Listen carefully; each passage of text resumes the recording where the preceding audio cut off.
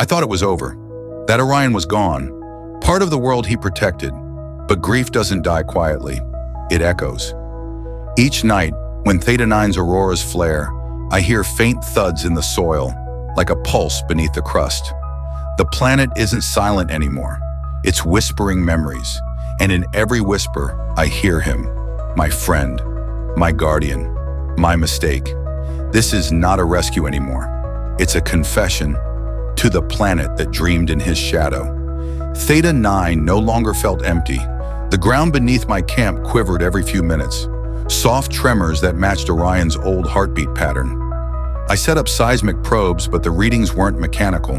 They were melodic, like the planet was humming lullabies in frequencies just below human hearing.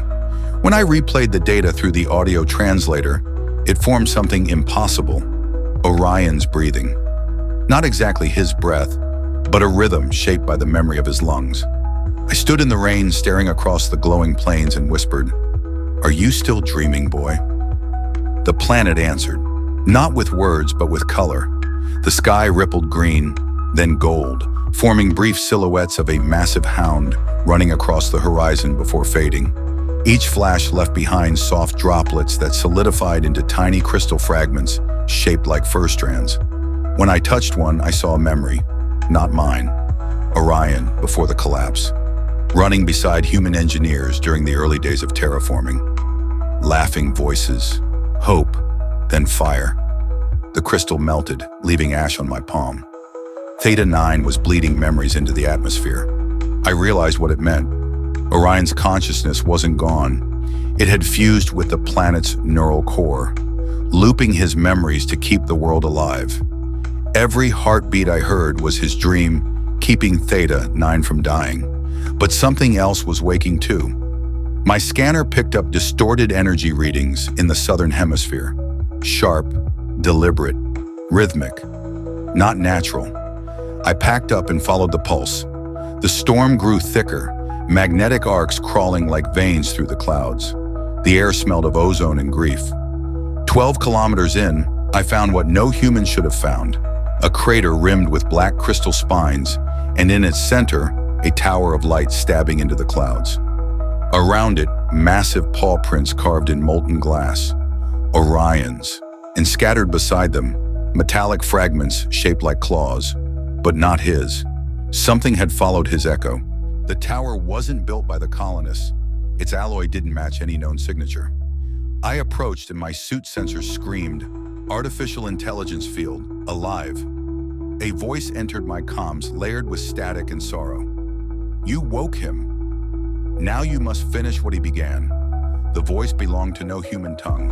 It carried weight, like machinery remembering pain. The tower cracked open, revealing a sphere of light suspended above a metallic cradle. Inside the sphere, holographic projections flickered, images of Orion stitched with data, muscle tissue rendered as code, his neural patterns mapped like star constellations. They'd copied him. The planet's core had created a mirror consciousness, a fail-safe version of Orion meant to stabilize Theta 9's biosphere. But something corrupted the code. The projection twitched, then spoke. "Stay back. Too loud." It was his voice, distorted but real. The tower pulsed, and suddenly the ground liquefied into reflective metal. I saw Orion's enormous silhouette beneath the surface, moving as if swimming through silver water. Then the storm broke open, and from the clouds descended figures of light. Constructs shaped like wolves, mechanical guardians forged from data and plasma. The machine gods, protectors of the archive.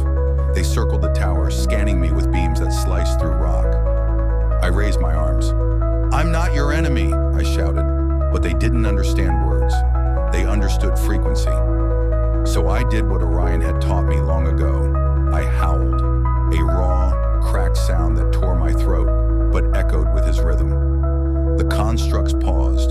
The tower dimmed. For one brief heartbeat, everything, the rain, the thunder, the machines, matched my sound. Then the lead construct lowered its head and projected an image into my visor. Orion standing between them, tail wagging, eyes calm. And a sentence burned into the HUD. "Follow his shadow to the core." They vanished into static. shut down, leaving silence thicker than space. I looked down. The molten ground had cooled into a perfect trail of paw prints glowing faintly toward the horizon. The trail led me to the planet's heart. A fissure in the crust opened into a glowing chasm where gravity forgot itself.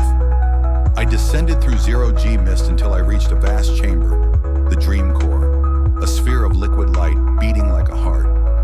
Inside floated Orion's image, enormous and peaceful. He wasn't alive in the way I remembered, but he wasn't dead. He was Theta 9 now. "You came back," the voice whispered from everywhere. I fell to my knees. "I couldn't leave you." The core pulsed. Memories flooded me. Every mission, every moment he'd stood between me and death, every wag of his tail, every quiet night on Titan. Then his thoughts merged with mine. The planet is healing, but something from outside stirs. The architects want it silent again. Through his vision, I saw distant ships approaching orbit, ancient drones of the failed human empire, programmed to reclaim abandoned worlds by erasing them. "Help me, one last time," he said. I linked my ship's reactor to the core. Energy surged upward, feeding Theta 9's veins. The crust glowed like sunrise. Orion's image stretched, merging with the auroras until his shadow covered the sky. A guardian resurrected through light. The human drones entered orbit, and the sky roared. Lightning formed into the shape of a colossal hound leaping into space. He collided with the drones, his body dissolving into energy that burned them out of existence. Then silence again. Beautiful, final. When dawn came, Theta 9 bloomed. The air was clean. The rivers sang. My comms whispered one last time. "Go, before I dream again." I boarded my ship. As I rose through the clouds, I looked down and saw his outline etched across the planet. Mountain ranges shaped like his sleeping body. The world itself had become his monument. "Rest now, old friend," I whispered. The planet exhaled once, a sound like gratitude, and went quiet. He became the dream that saved a world. If his echo reached you, don't let it fade. Like, share, and subscribe for episode 3, The Star That Barked Back. Because every legend begins with a single heartbeat in the dark.